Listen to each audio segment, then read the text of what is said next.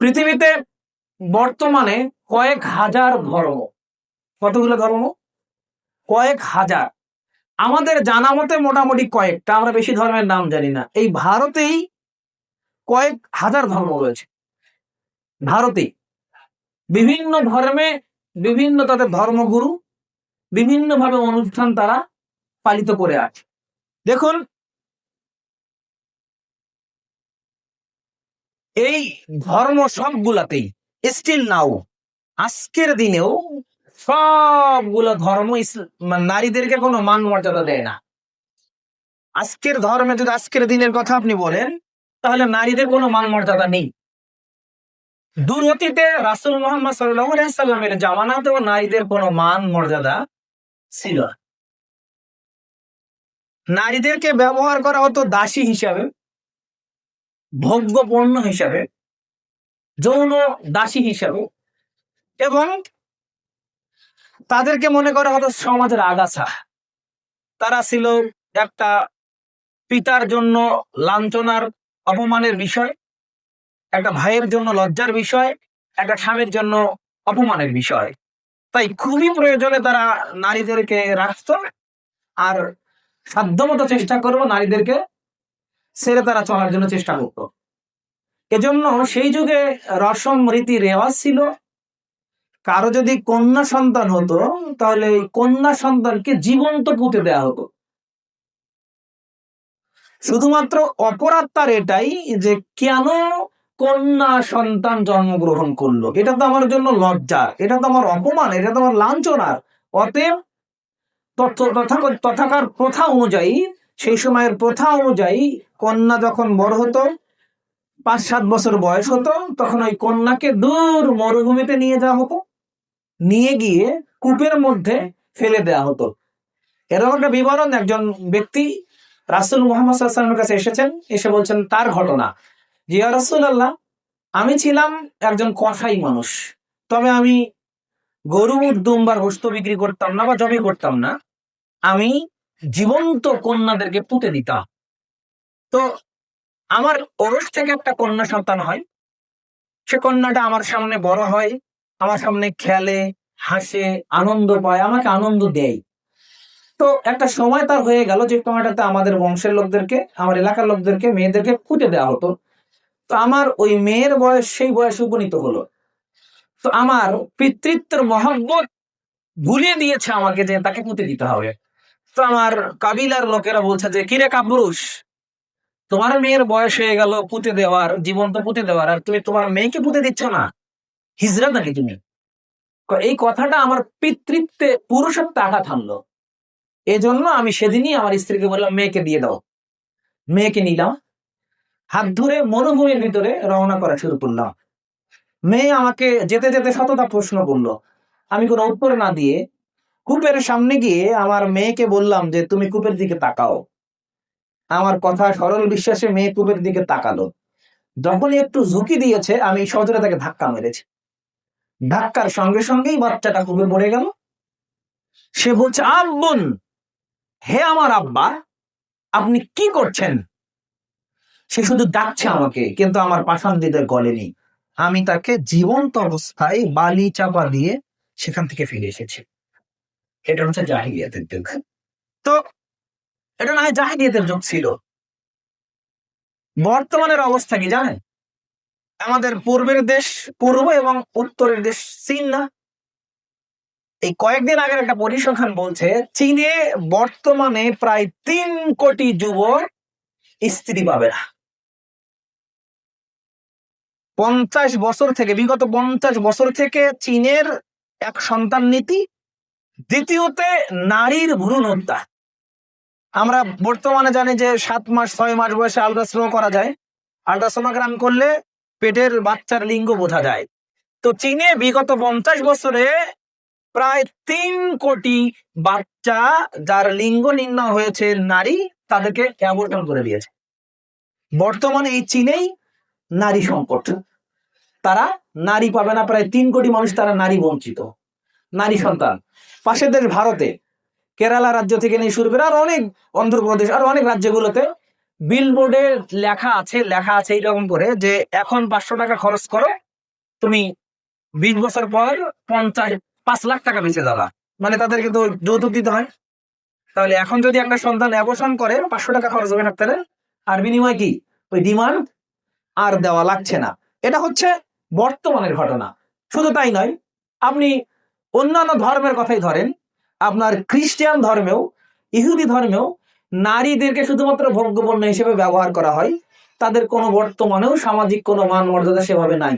যদিও তারা নারীবাদীর কথা বলে, যদিও তারা নারী স্বাধীনতার কথা বলে, যদিও তারা নারী নীতির কথা বলে, don't be surprised you that, আপনি আশ্চর্য হবেন না যে ইউরোপ আমেরিকাতে বর্তমানে 60 থেকে 70% যে সন্তান জন্মগ্রহণ করে, ওর সন্তান জানে না তার বাবাকে, মানে যেটাকে বলা হচ্ছে কি সন্তান। জি, এটাই। এখন আপনি পরিসংখ্যানে যান, নেটে সার্চ দিয়ে দেখেন, ইউরোপ আমেরিকার মতো কান্ট্রি গুলাতে এখন পর্যন্ত এত অবৈধ সন্তান, সম্মানিত উপস্থিতি, তাদের তাহলে নারীদের মান মর্যাদা দিচ্ছে? তারা দিচ্ছে না। এই জন্য আপনারা সাবেক প্রেসিডেন্ট বিল ক্লিন্টনের নাম শুনেছেন আমেরিকার। তার শ্যালিকা ছিল একজন, সে দুবারের সফল প্রেসিডেন্ট ছিল। তার শালি একদিন গিয়েছে শপিং করার জন্য। শপিং করতে গিয়ে সে শপিং করছে, তো দেখছে যে একজন মুসলিম যুবক, তার মুখে দাড়ি, গায়ে পাঞ্জাবি, ইসলামী পোশাক, মাথায় টুপি, তো তার কোলে বাচ্চা, আর এক হাতে ব্যাগ, আর সামনে কালো বোরখা বৃত একজন মহিলা শপিং মলে শপিং করছে, আর এর হাতে দিচ্ছে, আর এটা বহন করছে। তো ওই মেয়ে, ওই বিল ক্লিন্টনের শালি কখনো এরকম ঘটনা দেখেনি যে বোরখাবৃত একটা মেয়ে, সে একটা সুদর্শন যুবককে, দাড়ি টুপিওয়ালা যুবককে বাচ্চা দিয়েছে বলে, আবার সে শপিং করছে, আর কে বহন করছে? স্বামী বহন করছে। এটা কি নারীর মর্যাদা এত? সে আশ্চর্য হয়ে গেছে। সে তার নিজের বক্তব্যে দিচ্ছে যে আমি কত পুরুষের কাছে গেলাম শুধুমাত্র স্ত্রীর মর্যাদা পাওয়ার জন্য, তারা আমাকে কলার মতো খেয়ে সোবার মতো ফেলাই দিয়েছে, কলার সোবার মতো ফেলে দিয়েছে। এরপরে তার এই ঘটনা দেখে তার আগ্রহ জন্মে যে এটা কোন ধর্ম।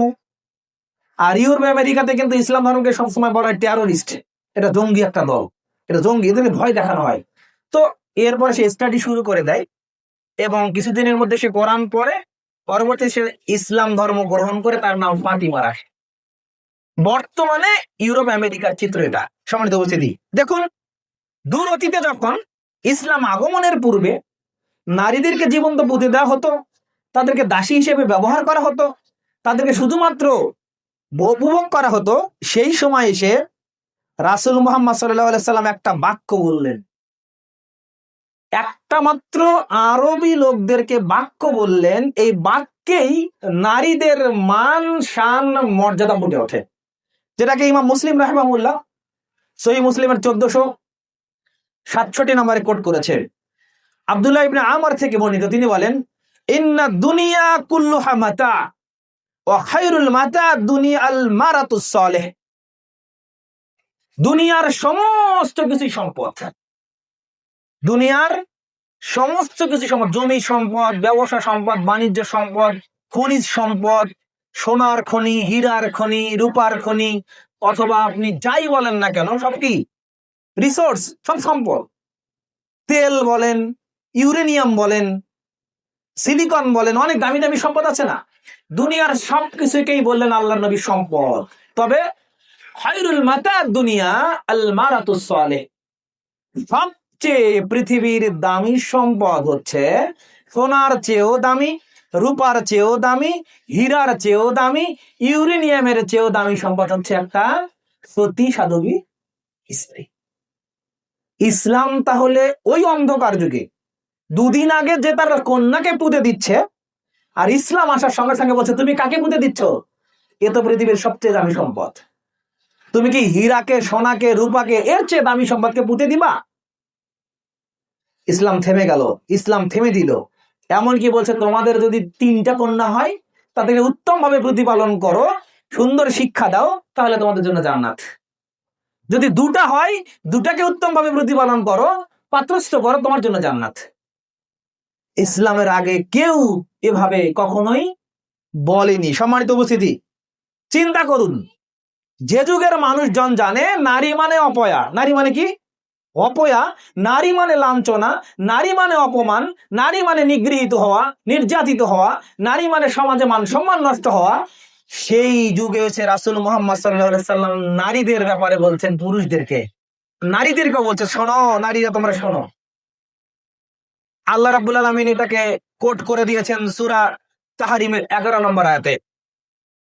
পৃথিবীতে একজন স্বৈরাচারী ব্যক্তি ছিল, নাম তার ফেরাউন।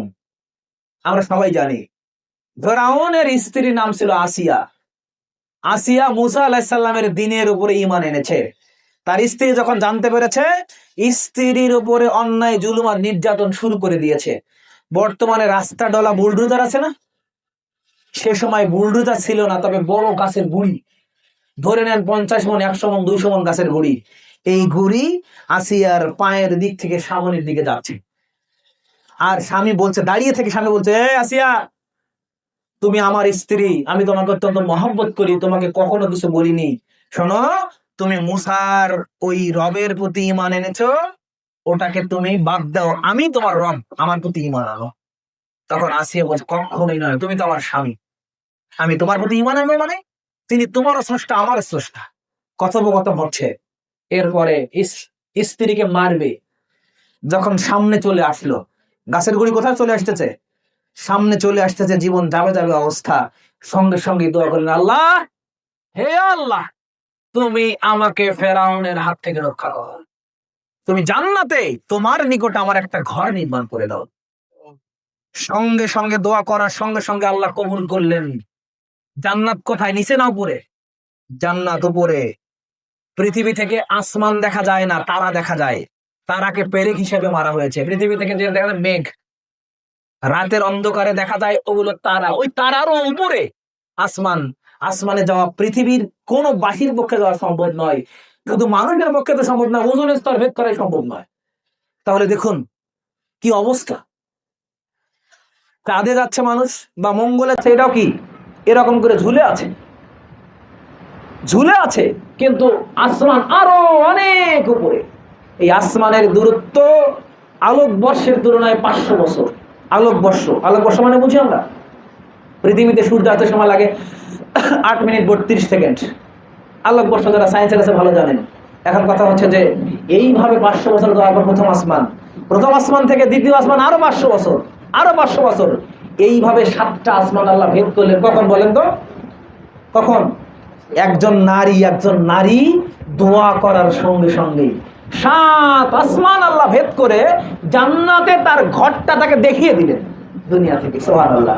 পৃথিবীর কোন নবী, রাসূল, ওলি, আউলিয়া, গাউস, কুতুব, আপনি যাই বলেন না কেন, কাউকে পৃথিবী থেকে আল্লাহ জান্নাত দেখায় নাই।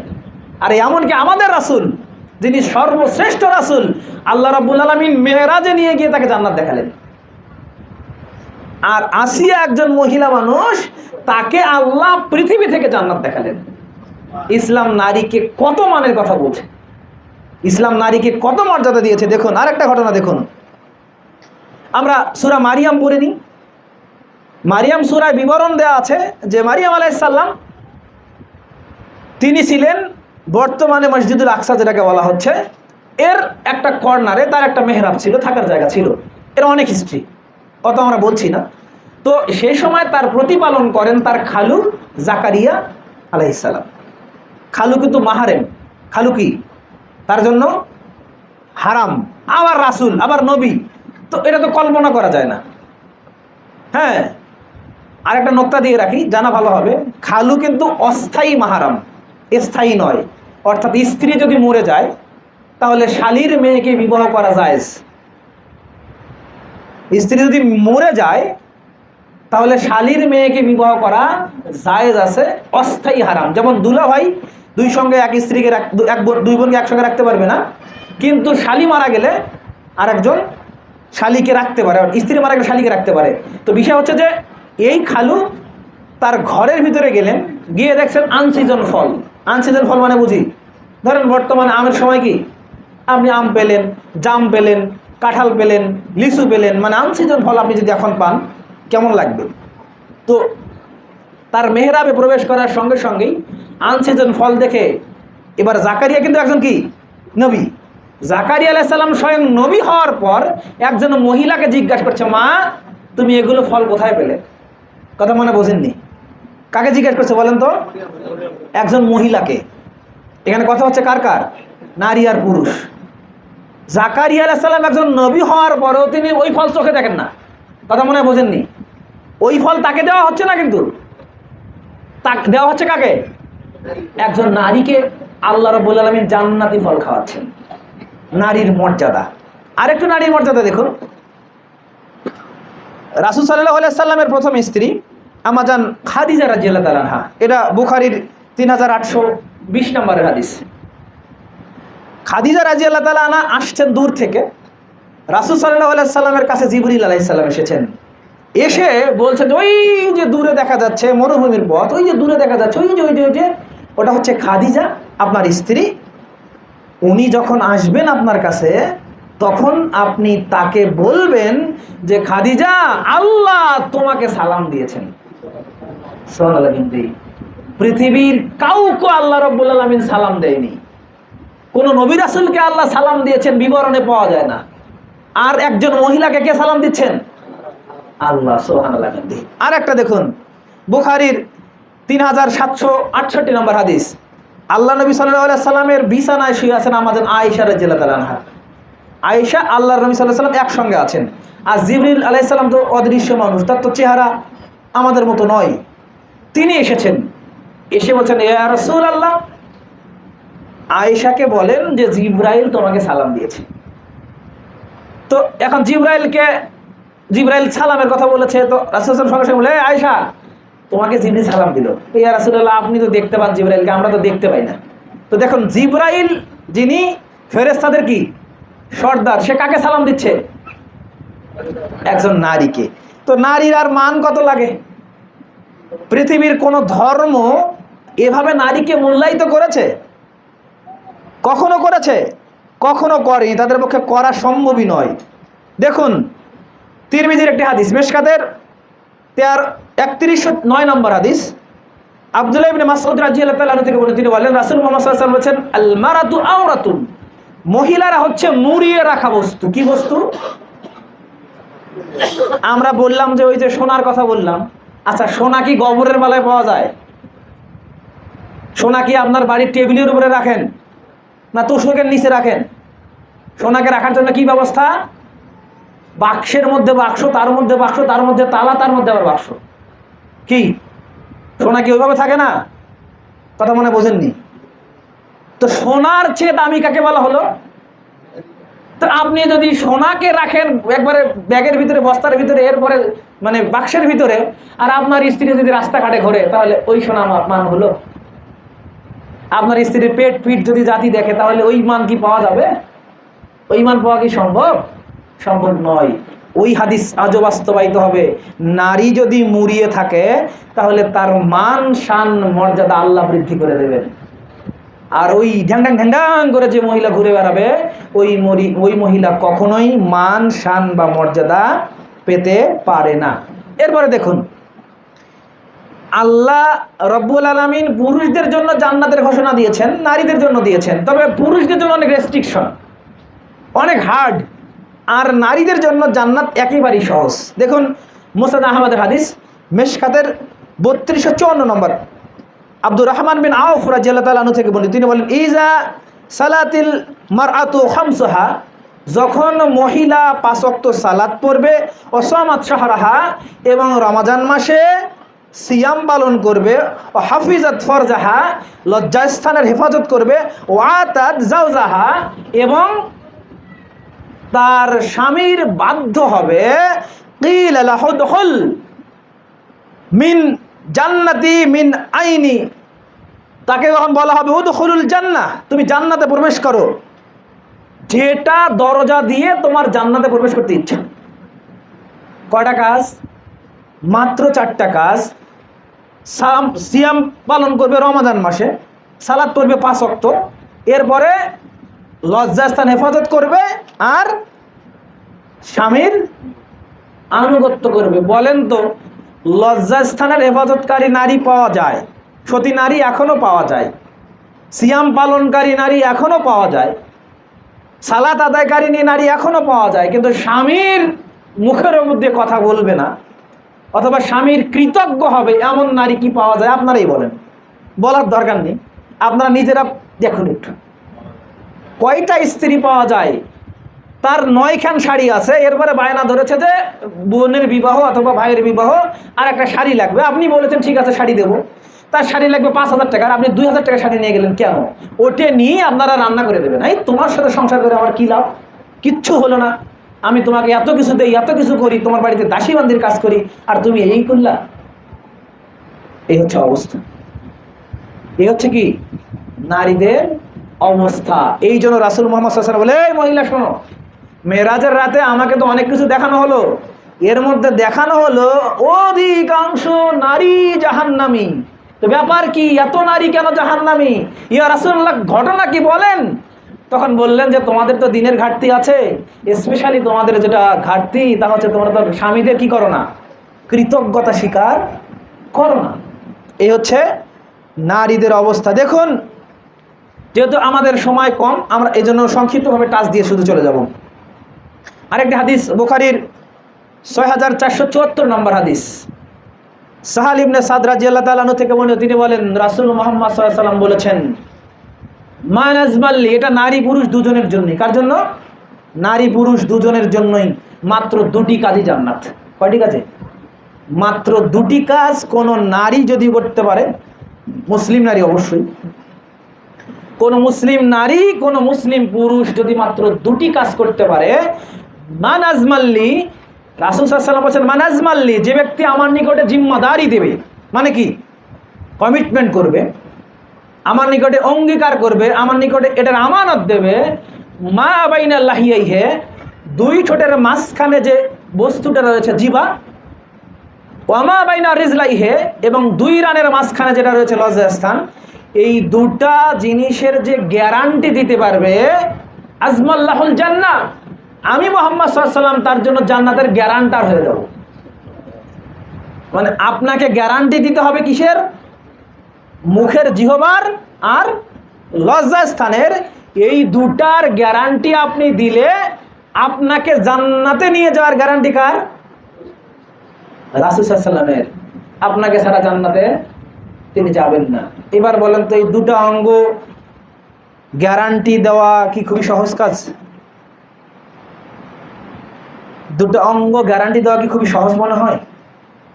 প্রথমে যদি মুখের কথা ধরি, মুখ দিয়ে খারাপ কথা, মুখ দিয়ে মিথ্যা কথা, মুখ দিয়ে কড়া কথা, মুখ দিয়ে কর্কশ ব্যবহার, মুখ দিয়ে রাগ করা, মুখ দিয়ে গীবত করা, মুখ দিয়ে পরনিন্দা করা, মুখ দিয়ে মানুষকে আঘাত দেয়া। কথার আঘাত তরবারির আঘাতের চেয়েও মারাত্মক। এই মুখকে আমরা কতজন নারী অথবা কতজন পুরুষ হেফাজত করতে পারি?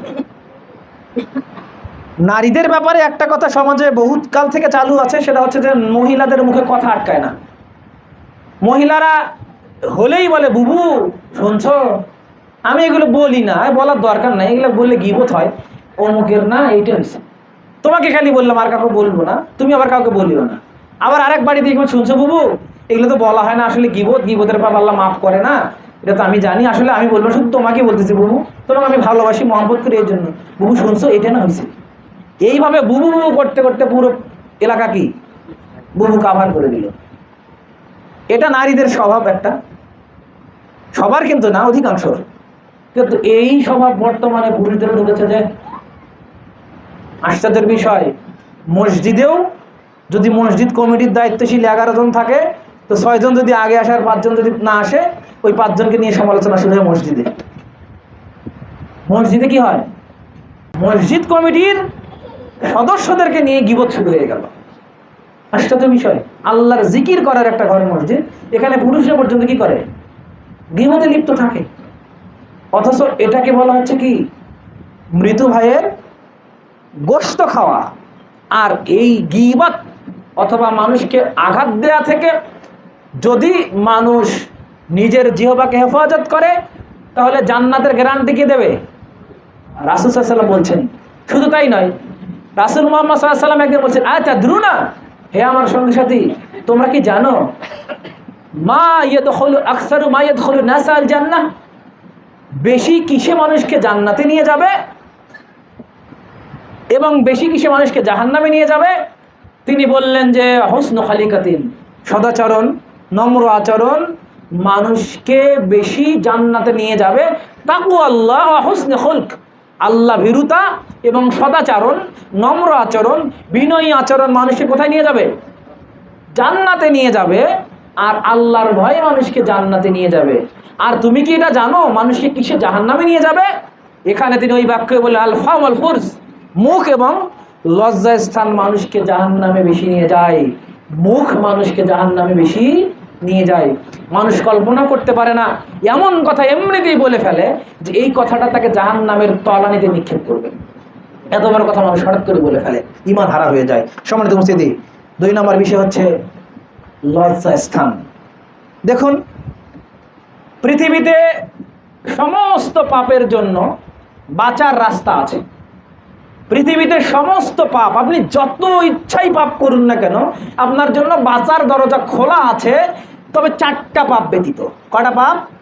4টা পাপ আপনি যদি করেন তাহলে মুহাম্মাদি শরিয়াতে অর্থাৎ ইসলামে কোরআনের হাদিসের বিধানে আপনার আর বাঁচার কোনো পথ ঘাট নেই।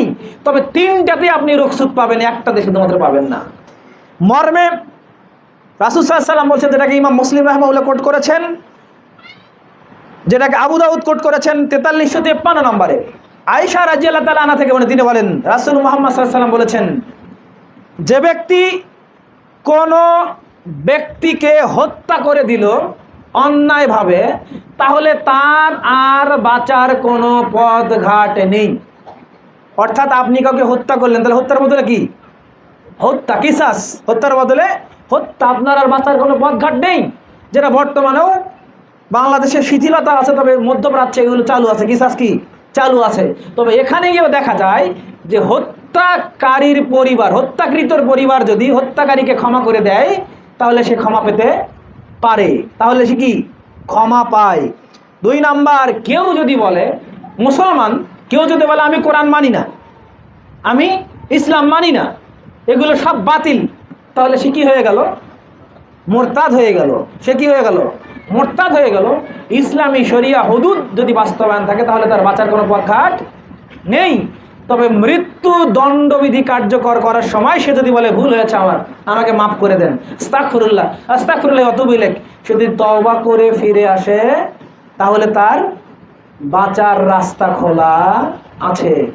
3 নাম্বার, বিবাহের পরে কোনো নারী অথবা কোনো পুরুষ যদি অন্যায় লিপ্ত হয়, পরকীয়ায় লিপ্ত হয়, ব্যভিচারে লিপ্ত হয়, তাহলে তার বাঁচার কোনো পথ ঘাট আর খোলা নেই।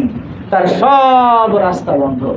সে যতই তওবা করুক না কেন, শাস্তি মাপ নেই। তওবা করলে ক্ষমা হতে পারে, কিন্তু শাস্তি মাপ নেই। যদি শাস্তি মাপ হতে হয় তাহলে আবার মুহাম্মদ সাল্লাল্লাহু আলাইহি ওয়াসাল্লামে আসতে হবে, এসে এই হাদিসটাকে কি করতে হবে? বাতিল করে দিতে হবে। তিনি কি আবার আসবেন? তাহলে এই হাদিস বাতিল হওয়ার কোনো সম্ভাবনা আছে? বাতিল হওয়ার সম্ভাবনা নেই। আমরা বাঁচি কেন? বাংলাদেশে তো এত বড় কি হচ্ছে, কিভাবে বেঁচে আছি? যে ইসলামে আইন বাস্তবায়ন নাই, তাই তো সৌদি আরবও তো হয়, তারা কিভাবে বেঁচে আছে? ওখানে প্রমাণিত নয়, এই জন্য তারা বেঁচে আছে। কিন্তু প্রমাণিত যদি হয় তাহলে তার আর বাঁচার কোনো পথ ঘাট খোলা থাকবে না। প্রমাণ দেখুন, সহিহ মুসলিমের 1695 নম্বর হাদিস, যা মাইজ ইবনে মালিক এলেন নবী সাল্লাল্লাহু আলাইহি ওয়াসাল্লাম, নবী করিম সাল্লাল্লাহু আলাইহি ওয়াসাল্লামের কাছে মাইজ ইবনে মালিক নামক এক সাহাবা আসলেন। ফাকালা, অথবা বললেন, ইয়া রাসূলুল্লাহ তাহিরনি, হে আল্লাহর রাসূল আপনি আমাকে পবিত্র করুন। ক্বালা রাসূলুল্লাহ সাল্লাল্লাহু আলাইহি ওয়াসাল্লাম, ওই হক, রাসূল সাল্লাল্লাহু আলাইহি ওয়াসাল্লাম আক্ষেপ তোমার জন্য, ইরজিই, তুমি ফিরে যাও, ফাস্তাগফিরুল্লাহ, তুমি ক্ষমা প্রার্থনা করো, ওয়া তুবু ইলাইহি, তোমার পাপকে ক্ষমা করা হবে। একজন ব্যক্তি এসেছেন কার কাছে? আল্লাহর নবীর কাছে। এসে বলছে, ইয়া রাসূলুল্লাহ তাহিরনি, আল্লাহর রাসূল আপনি আমাকে পবিত্র করুন। রাসূল বলেন, তোমার জন্য আক্ষেপ, তুমি ফিরে যাও, তুমি ক্ষমা প্রার্থনা করো, তুমি ক্ষমা চাইলেই তোমাকে কি ক্ষমা করা হবে। সুম্মা জাআ গায়রা বাদি, এবার মাইজ ইবনে মালিক কিছু দূর গেলেন, আবার ফিরে আসলেন, এসে ইয়া রাসূলুল্লাহ তাহিরনি, আল্লাহর রাসূল আপনি আমাকে পবিত্র করুন। আবার তিনি ক্বালা রাসূলুল্লাহ সাল্লাল্লাহু আলাইহি ওয়াসাল্লাম মিসলু যালিক, রাসূল সাল্লাল্লাহু আলাইহি ওয়াসাল্লাম আবার তাকে অনুরূপ বললেন, তুমি ফিরে যাও, আল্লাহর কাছে ক্ষমা চাও, আল্লাহ তোমাকে ক্ষমা করে যাবেন। এইভাবে 4 বার ফিরে আসলেন। ফিরে আসার পর বললেন, ফিমা উতুহুরুক ইয়া মাইজ, মায়ের তুমি যে বারবার চলে আসছো, তো আমি তোমাকে কি থেকে পবিত্র করবো? বলে আমি না জিনা। সে বলছে আমি পরকিয়া করেছি, আমি ব্যভিচারে লিপ্ত হয়েছি, আমি বিবাহিত মানুষ, আমি অন্যায় লিপ্ত হয়েছি, আপনি আমাকে পবিত্র করুন। রাসূল সাল্লাল্লাহু আলাইহি ওয়াসাল্লাম বললেন আবিহি জুনুন, নাকি পাগল, যে পাগলের মতো প্রলাপ ভুগতেছে। আখবিরু বিহা লাইসা বিমাজনুন, এবার সঙ্গে সাথে খবর দিতে যায় পাগল নয়।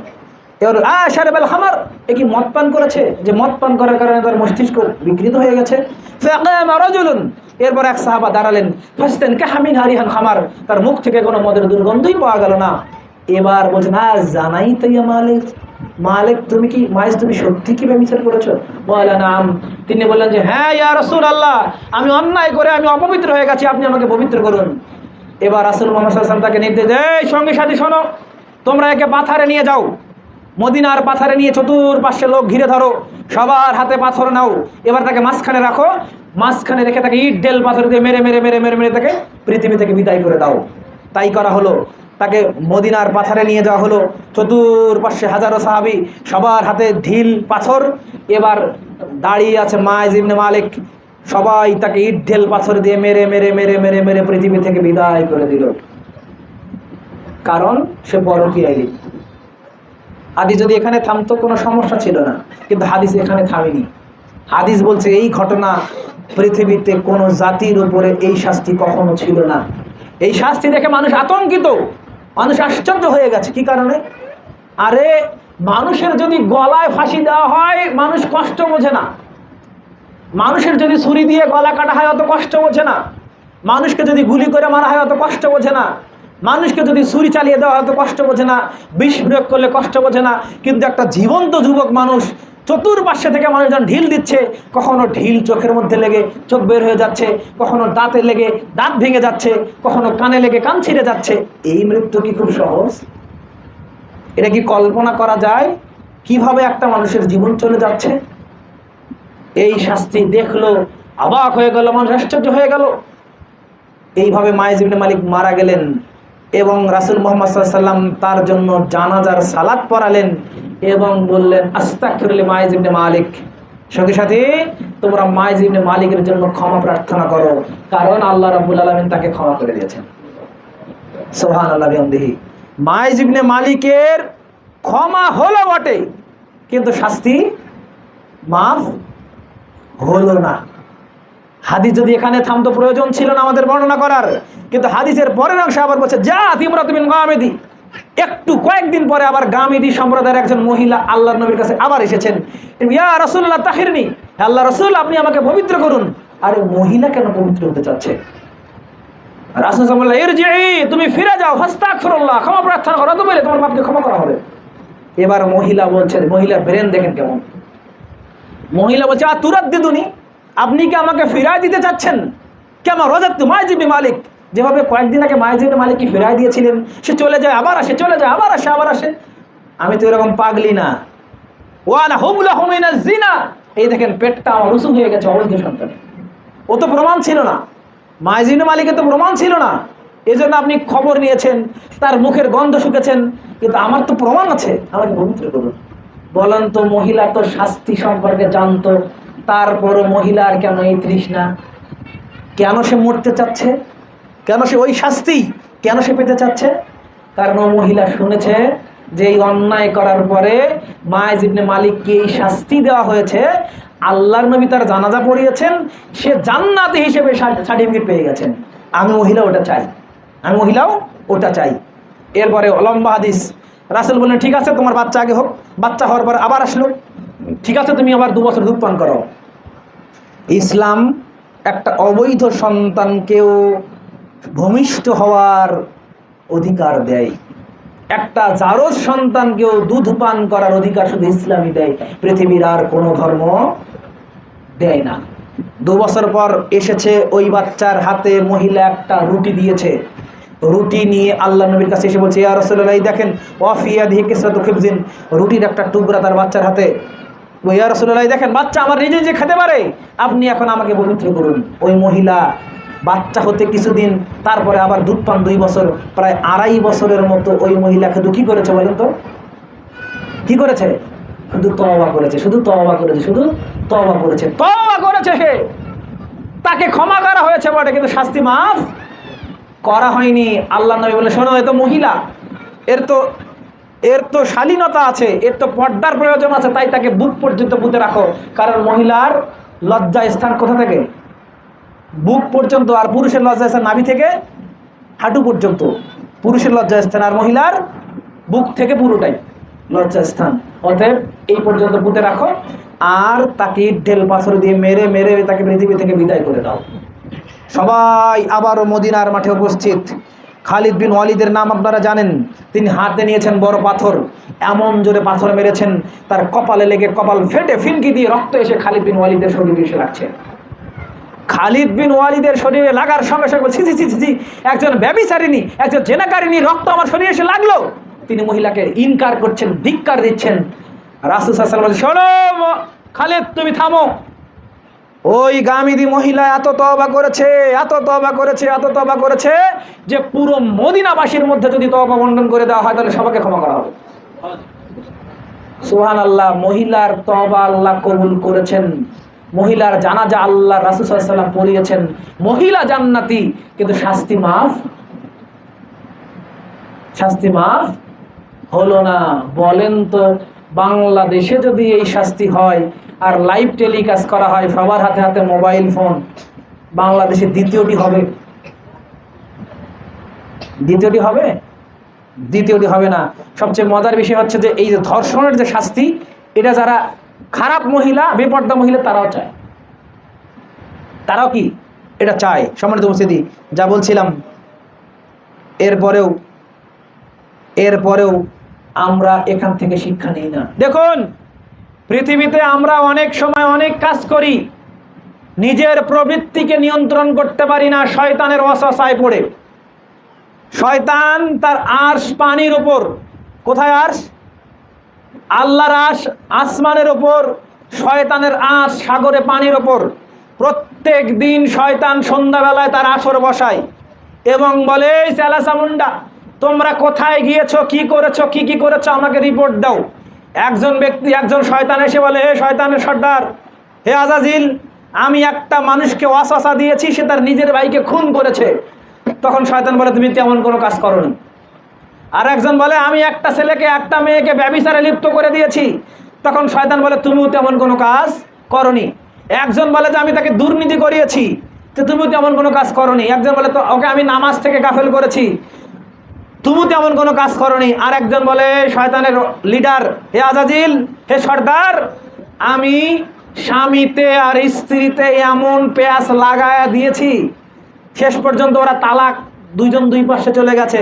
শয়তান তার আর সেরে এসে এবার ওকে, ওই চালাকে বুকের ভিতরে নিয়ে আলিঙ্গন করে আর বলে, শাবাশ, তুমি সুন্দর কাজ করেছো, তুমি উত্তম কাজ করেছো, তুমি আমার যোগ্য উত্তরসূরি। বলেন তো কি কাজে? স্বামী স্ত্রীর বিচ্ছেদ, তালাকে। আর তালাক বর্তমানে কেন হচ্ছে বলেন তো? এদিকে দেখেন, তালাক হচ্ছে পরকীয়ার কারণে। কিসের কারণে? পরকীয়ার কারণে তালাক। আপনারা নেট খুলে দেখেন না কেন, এই যে খুনগুলা হচ্ছে, আরে ভাই চলে গেছে সৌদি আরব অথবা কাতার বা কুয়েত, ভাই টাকা পাঠিয়ে দিচ্ছে একবারে 10 লাখ 20 লাখ 30 লাখ, এসে দেখে বউ নেই, ছোট ভাইও নেই, চলে যাচ্ছে। কত দেখবেন, কত নিউজ ভুরি দেখবেন, আমানত যাকে দেওয়া হয়েছে সে খেয়ানত করে বসে আছে।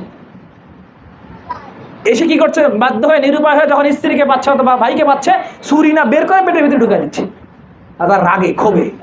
তো বিষয়টা হচ্ছে যে সবচেয়ে শয়তান যেটা চায়, পরিবার প্রথাকে ধ্বংস করতে।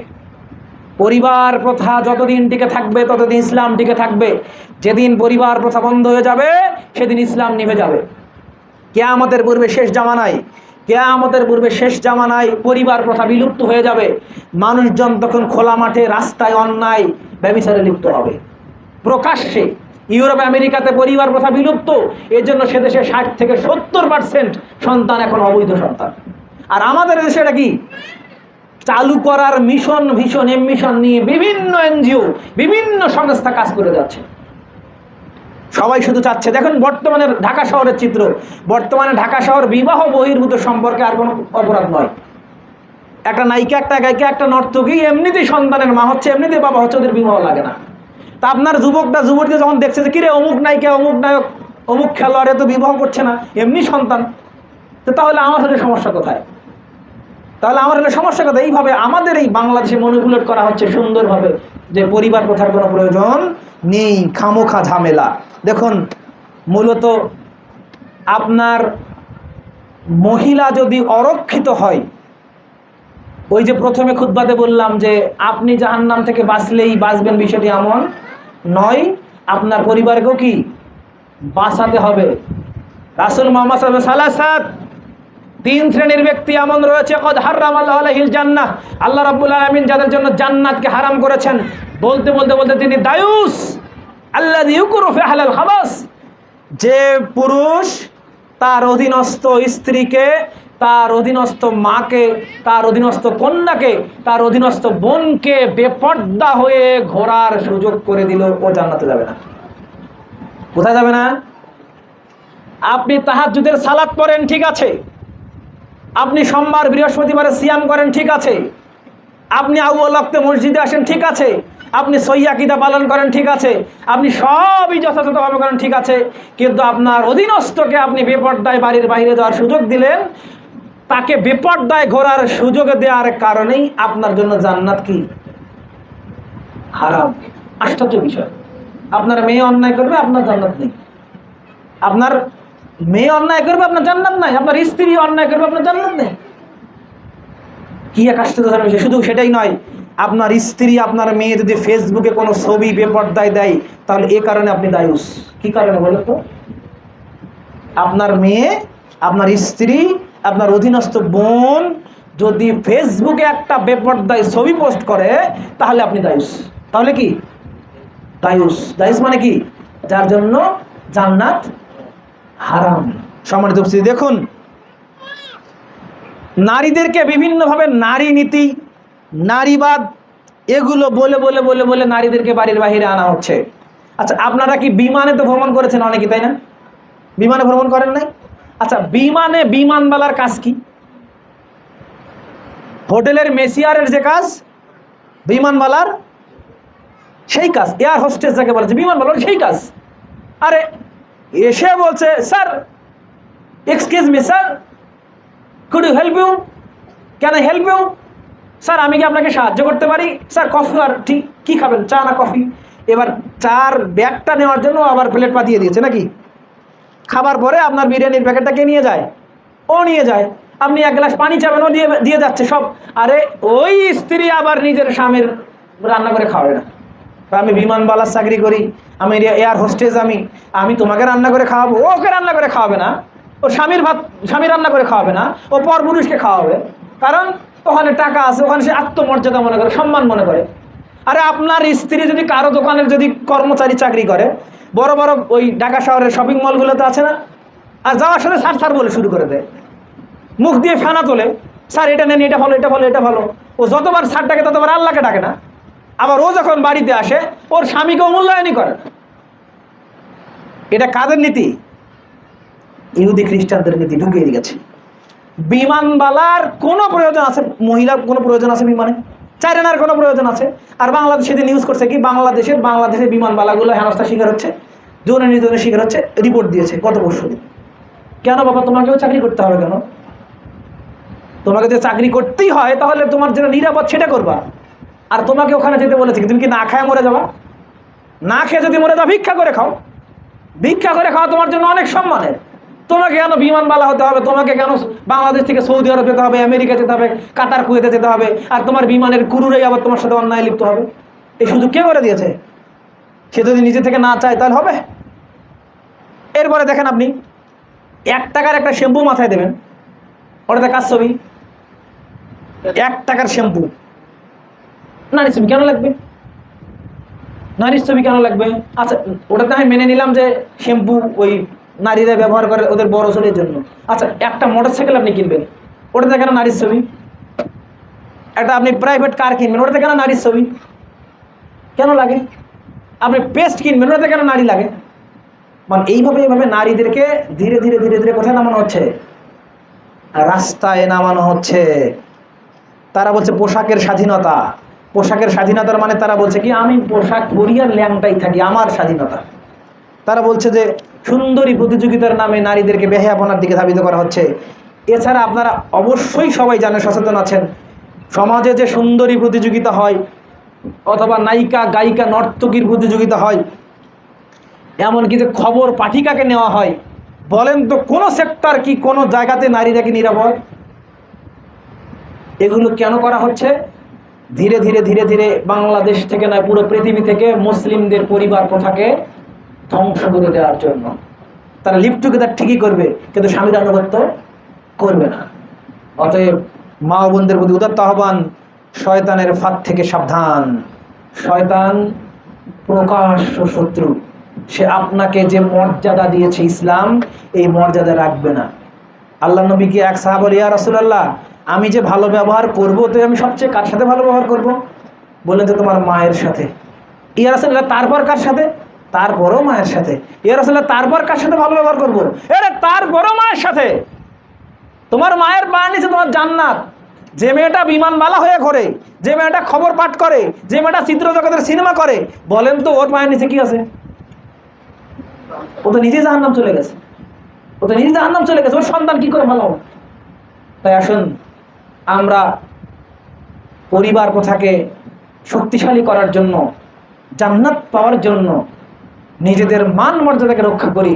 আল্লাহ প্রত্যেকটা মা বোনদেরকে বুঝদান করুক, আল্লাহুম্মা আমিন। আর একটা কথা, অনেক কথা কিন্তু কথা বলার সময় নেই। আর একটা কথা, আপনার বড় মেয়েকে বিবাহ দিয়েছেন, বড় মেয়ের জামাই আপনার বাড়িতে এসেছে, ওকে ভাত কে খাওয়াবে? আপনার ছোট মেয়ে?